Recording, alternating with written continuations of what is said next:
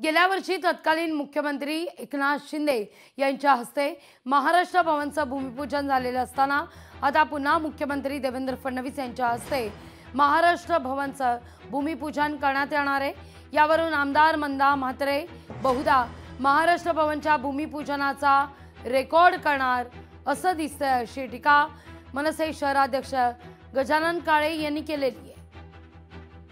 ज्या महाराष्ट्र भवनचं उद्घाटन सन्माननीय मुख्यमंत्री एकनाथ शिंदेंकडून झालं, त्याचं उद्घाटन आता परत मुख्यमंत्री देवेंद्र फडणवीस साहेब, अजित पवार यांच्याकडून होणार आहे।